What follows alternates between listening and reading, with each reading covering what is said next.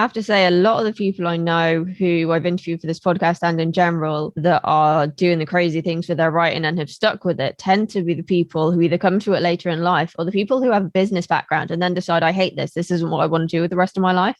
Mm. And that's what gives them the persistence to keep going, is the sheer hatred of the corporate world. And someone said to me, another writer, a fantastic writer I used to work with called Will Buckingham, said to me once, said, I agree with you about the nurturist argument that you learn writing through persistence, but maybe the persistence itself is the genius.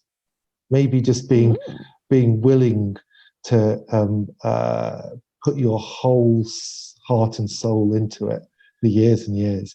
That's talent. That's all talent is. I think that's something that can be learned as well, though, because I was lazy as hell when I was a kid. I put my hand up to it. Same here. And it was only really, I would say, after I did the MA, actually, that I kind of got my arse into gear and started putting the work in. And I had to learn those skills of persistence. And I was already pretty stubborn, so that probably helped. But I had to teach myself to keep going and to be resilient. And resilience is another really important skill for writers that people don't talk about enough.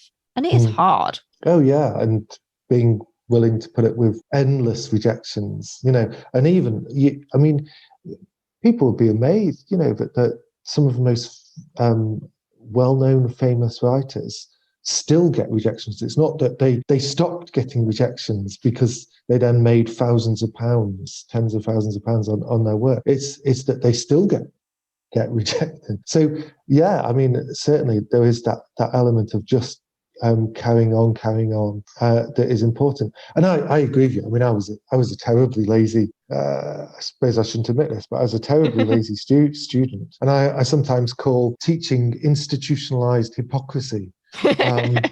Because you tell people off for exactly the things that you did when you were a student. Although, to be honest, parenthood is a bit like that as well. I was about to ask that, but I was like, can I say that as someone without kids? No, you end up telling kids off for exactly what you did. You end up, and as a teacher, as I say, you end up telling students off for exactly what you did, So it's just a cycle. But you kind of learn, don't you? You get to an age where you do want to kind of, you've done what you needed to do, and then you do want to apply yourself